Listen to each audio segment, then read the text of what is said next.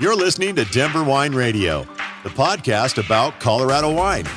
My name is Paul Bonaquisti. I'm the winemaker at Bonaquisti Wine Company, an urban winery I launched back in 2006 in Denver, Colorado, where I've been making and learning about wine ever since. I'm sitting down with other wineries and wine experts to find out what makes Colorado wine so unique and to help you find the wines you like to drink. And now, let's put some altitude in your glass. Welcome back, Cassidee. Yes, thank you for having me. Yeah, great to have you. You just celebrated your 10th year there. Yes, in February. Yeah, that's congratulations. Thank you. So how did you get your start in wine and into cave? Yeah, so I've been here for 10 years. I just kind of started right out of college. I graduated from Colorado Mesa University in 2011 and have a degree in business management and human resource management and a minor in dance. I've been a dancer since I was 2 years old. And after I graduated from Mesa, I knew I really wanted to stay in the nonprofit sector. I just started applying for nonprofit positions all over Grand Junction, which is where I live. And our office is over here in Palisade and on the Front Range. And my family actually found the ad in our local newspaper here for an executive director position for this organization, which I was very unfamiliar with. So I thought I'm just going to apply. And I received an interview, I think the end of 2011. And then I was jokingly called a callback with my theater background, second interview in February, and got the position. I interviewed with the then board of directors and was really excited about the industry and learning about the Colorado wine industry and our big event, Colorado Mountain Winefest. And they were really looking forward to doing a lot more way back in 2012 with social media and marketing and outreach and coordination. And I just was a fit for what they were looking for, and I've been here ever since. That's awesome. So what does CAVE do for people who don't know? So we are a 501c6 trade nonprofit organization. So we're set up just like a chamber of commerce. We have different types of membership tiers. We have vineyard and winery members. We have amateur and individual members, so folks that make amateur wine or wine at home. And then we also have allied trade members, which are any other type of business outside of a winery or vineyard. We think of real estate companies, trellising systems, fruit supply, things like that.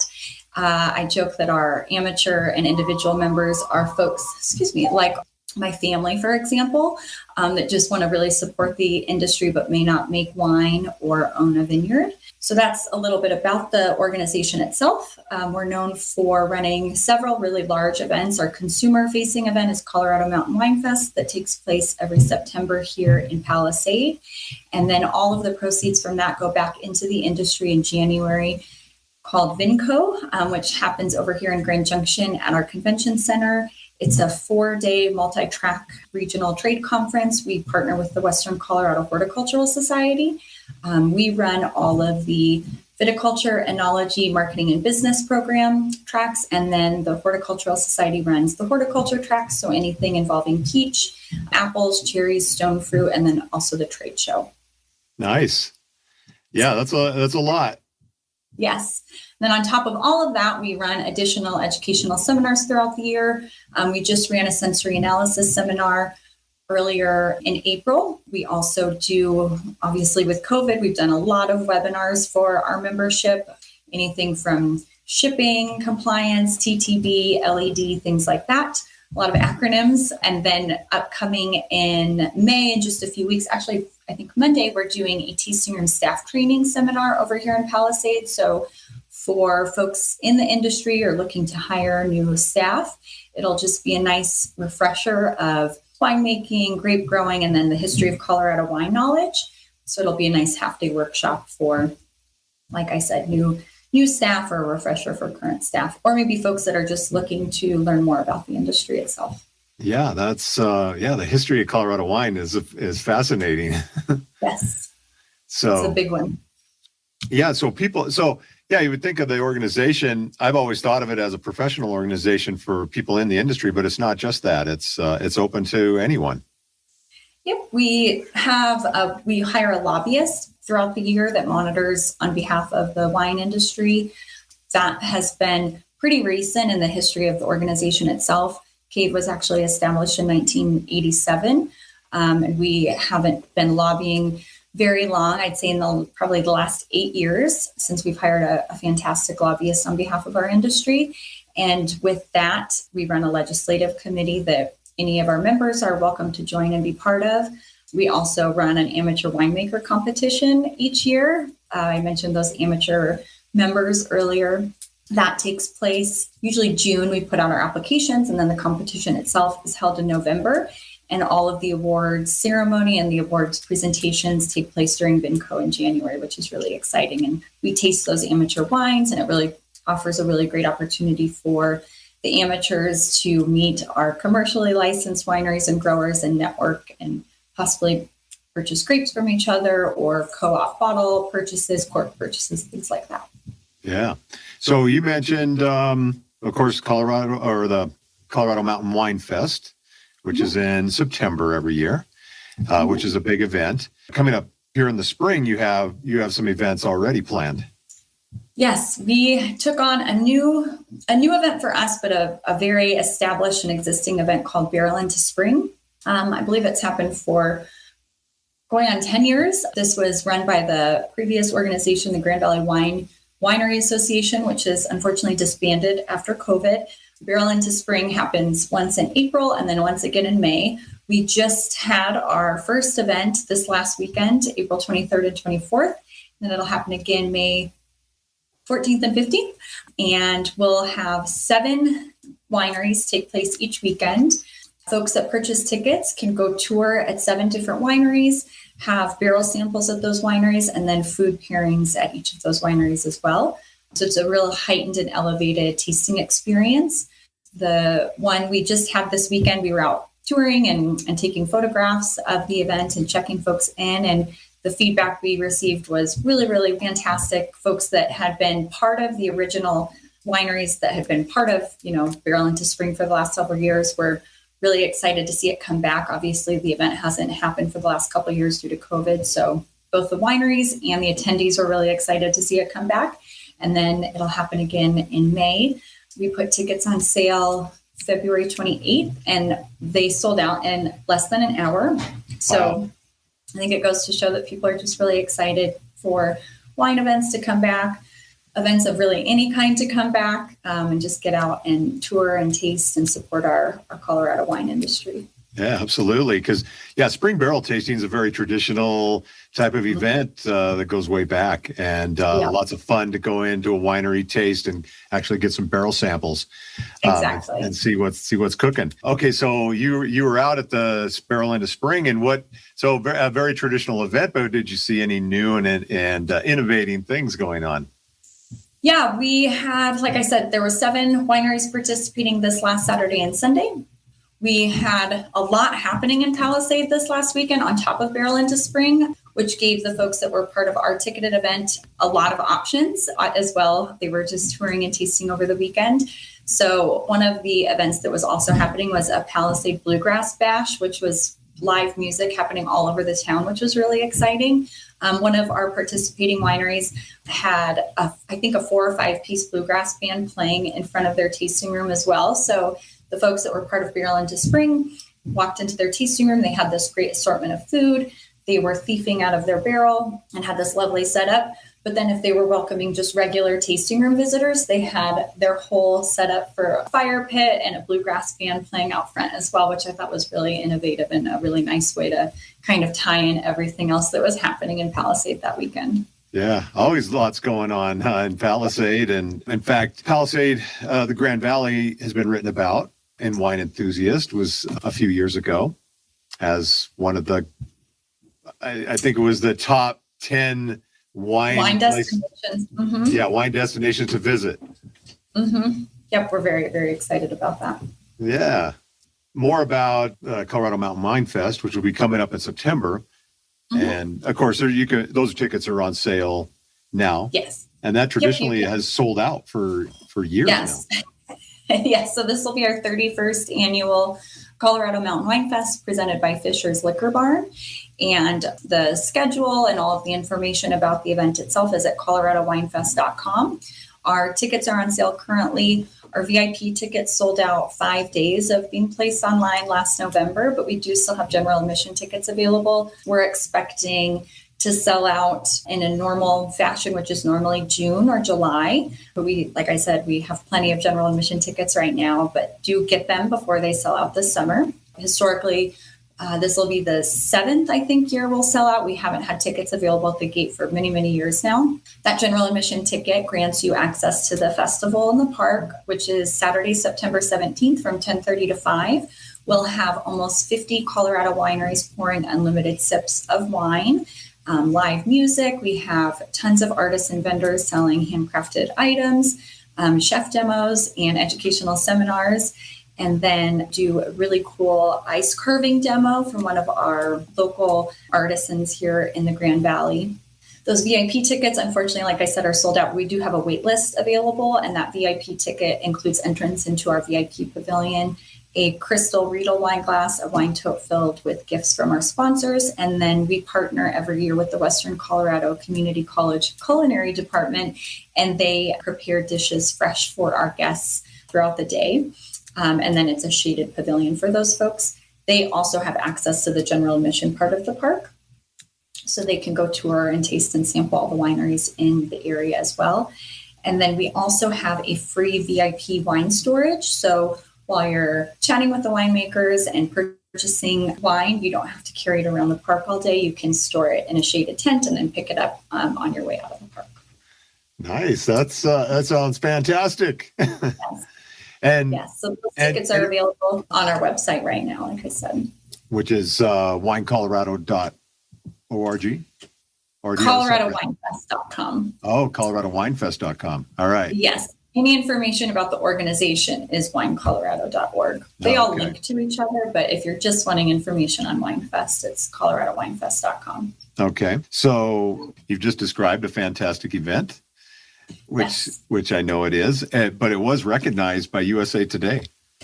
Yes. In 2017, we were contacted by USA Today via email, and they let us know that we were in the running for a top 10 best wine festival in the nation, which we were thrilled about. And it was an open voting period over the summer. So we sent a couple emails out to our past ticketed attendees and our volunteers, and it was just an open voting process. And then we were really, really surprised in August when we got an email saying we were voted number 1 wine festival in the nation, which we were thrilled about. And we wear that badge with honor because we were up against like Aspen Food and Wine and these huge, huge, amazing wine festivals that happen all over the country. So we're like little old Palisade, and our amazing Colorado wine industry was up there with the best. And I think that really goes to show the loyalty of our patrons and our volunteers and how long and established this event has been. And it truly takes a village to put the event on. Melinda Treadway is our program director and our volunteer coordinator, and coordinates over 350 volunteers each year to make this event happen. And these volunteers come from all over the state and all over the country to share their time with us each year to make this event happen. Many of them have been part of the event for 10, 15 plus years, and they just put it on their calendar. And they're like, every September, we'll help you with the front gates. We'll help you in VIP. We'll help pour wine, which is really exciting. It's kind of like a Winefest family for sure. That's great. But it also shows the great leadership you put into the organization over the last 10 years. So give us, what are some of your most memorable events of Winefest? Of Winefest itself? Yeah. Definitely getting emails and phone calls from customers that, like I just mentioned, have attended for 10, 15, 20 years that have gotten married or proposed to at the event and then come back each year as their anniversary. Oh, wow. We've had attendees that now it's a generational experience. So it's their daughter, their mother, their grandmother, their great-grandmother, and it's a family kind of reunion each year. And they look forward to that every September, which is really exciting. Folks that have traveled from, like I said, we have attendees from all 50 states. And I think in 2018 or 2019, we had attendees from 9 countries. And so meeting folks from all over the world that make this part of their tradition to spend time in Palisade and meet our winemakers. And every year it's so exciting to hear like, your wine is just getting better and better. And we love meeting, XYZ from so-and-so winery and seeing the new vintages they've come up with and purchasing however many cases of wine to take home with us. So those are really heartwarming stories every year. That's awesome. We had some tough weather years in 2019 and 20. What's going on now? I mean, how I've been hearing things are starting. This might be a good recovery year coming up. Yes. We've been hearing the same. 2020 was not kind to anybody in any industry on any front. I deal with things with humor. And so the joke around here was 2020 was the year of fire and ice. Over here in Palisade, we froze out in October. And then we had a fire here in Palisade for almost a month straight. It was literally just raining ash, the Book Cliff fire here. And so we speak to that with how resilient the Colorado wine industry is overall in any aspect of, coming through COVID, coming through the weather events.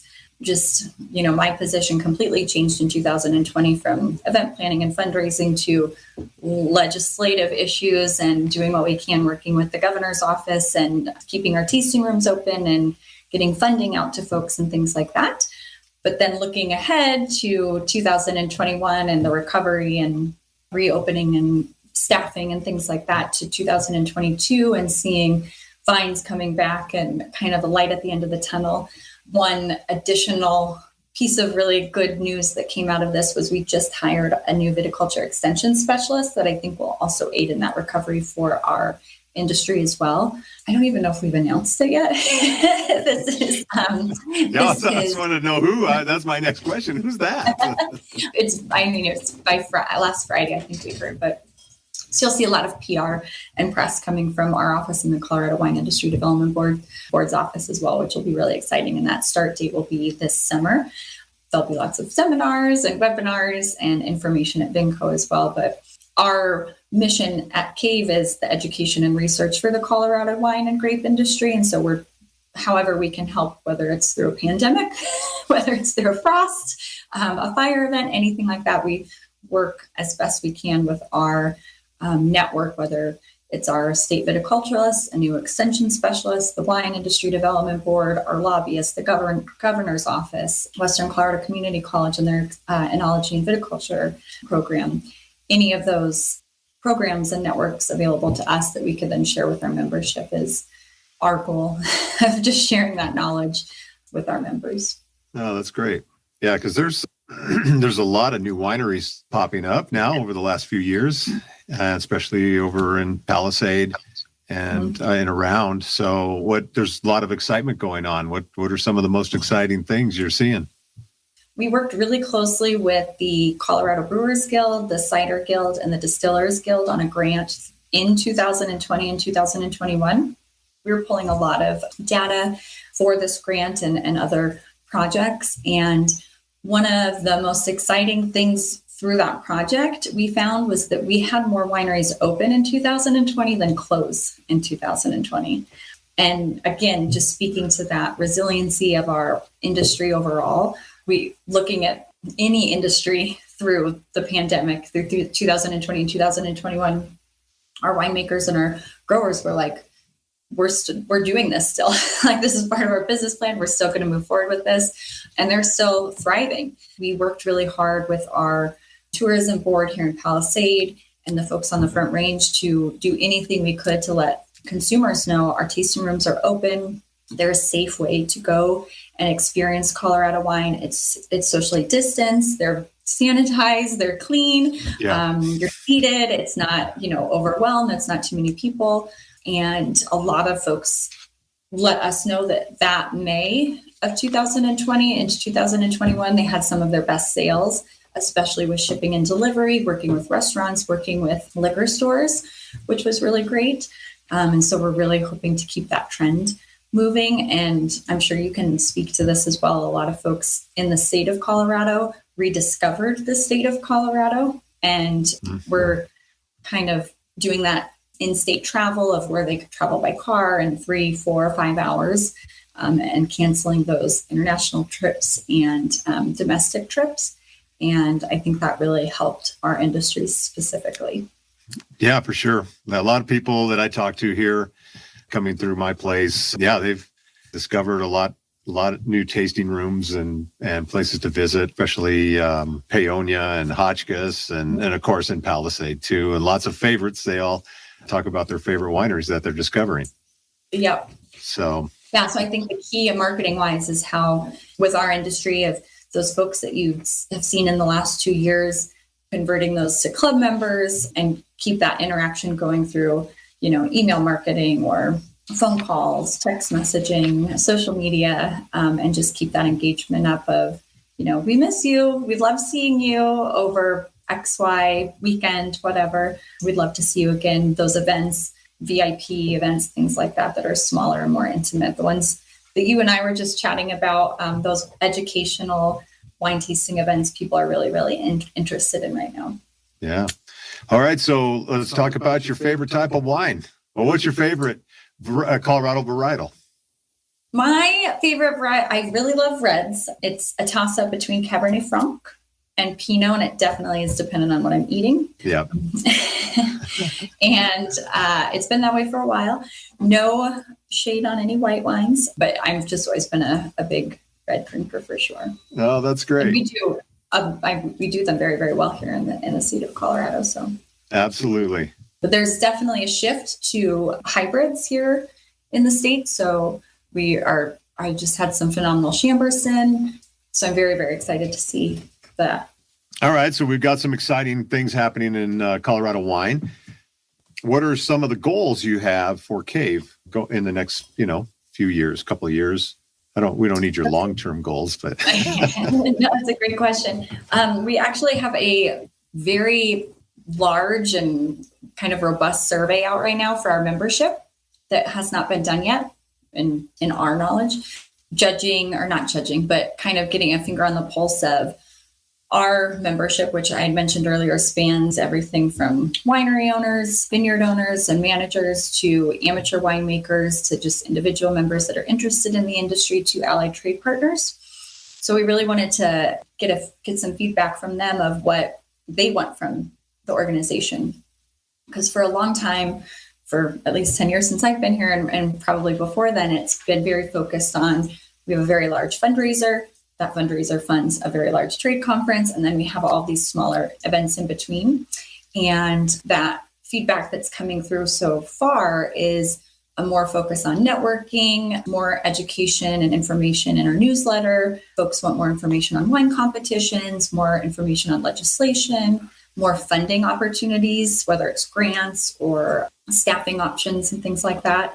Mm-hmm. And then with COVID and the pandemic and the aftermath of all that, with the labor shortage, with supply chain issues and things like that, how our organization can assist with that, whether that's co-oping really big orders, having a couple spots maybe statewide where we could drop ship things, or just bigger co-op programs available to the membership. So I think it's just really important to check in and see how kind of a report card on yourself of, are we benefiting the membership to the best of our ability? Is it too event focused? Is it too education focused? Is it too legislative focused? And is the membership receiving the value that they deserve, or is there anything else we could be doing for them?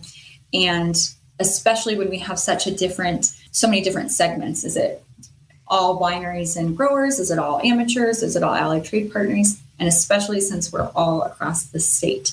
One piece of feedback we get a lot is, you have so many events on the Western Slope. What about Front Range? What about those of us in the Four Corners area? What about those of us in Hotchkiss, Paonia, West Elks area? So how can we better serve everybody in all parts of Colorado? And so just getting that feedback and then bringing that to the board of directors and seeing how we can best handle events and offer what we can to everybody everywhere. Right. With a really small team, it's just Mel and I, but we will do what we can. Well, Yeah, I think you're killing it with a two-person team. So Yes. doing wonderful. Well, here on Denver Wine Radio, we love talk about music. So told us what you're drinking these days. Now tell, what are you listening to? Anything good? Yeah, I have a ton of concerts coming up, which I'm really excited about with all of these events that we just went over. My weekends are like very sporadic of when I can get away. But one of my favorite bands ever is coming to your neck of the woods in July. I'm very excited to go see them at the Mission Ballroom. It's a band called Pussifer. And wait a minute, say that again. Pussifer, okay. It's Maynard James Keenan. He's in Tool. Oh, yeah. So it's one of his side projects. He also is in Perfect Circle. Nice. So it's really fortunate. I got to see Tool earlier in February. So this will be the second time I've seen him, but not at a space as small as Mission Ballroom. So I'm very excited. That's a beautiful space to see music. I haven't been there yet for a concert, but I heard it's wonderful. Yeah. Yeah, very cool. Right on. Well, I'm going to look up some Tool and definitely go. And then we have a beautiful amphitheater here in Grand Junction, and they have a whole lineup of concerts this summer. I have tickets to go see ZZ Top, I think in June. Nice. Which will be a little different with their new lineup since one of their members passed away a few years ago. But yeah, we went in the fall. We saw ZZ Top, and it was just it was probably, I think, was within a week of Dusty passing away. So they did a nice tribute to him on stage, and they have a guy that's been, I think, filling in to play bass for years, but he stepped right in, and it was seamless and great show. So you'll have a great time at that one. Yeah, and then I'm always a huge proponent of local music, and my partner's in a band, and then my brother's in a band, and they just had a show here at another venue just last Friday together, which was really cool. And did a What's the name of their band? My brother's band is Peach Street Revival. All right. And then my partner's band is Zoloft, and they're both here in Grand Junction. So that was a really fun time. And so, I'm always like, if you can't go, buy a really expensive big concert ticket, go see, your local band at a dive bar and give them some support. They need it, especially after COVID when nobody could do anything and nobody could tour and get on stage and try and fund their new CD release or anything like that. So support live music and local wine. Yes. My two favorite things. Drink local wine, support local wine, and support live music. You'll always see this on my social feeds. Well, right on, Cassidee. Thank you for coming on today. It's always great to catch up with you. You as well. Thanks for having me. That's our show for this week. Thank you so much for listening to Denver Wine Radio. Your homework for the week is to go out and taste some Colorado wine.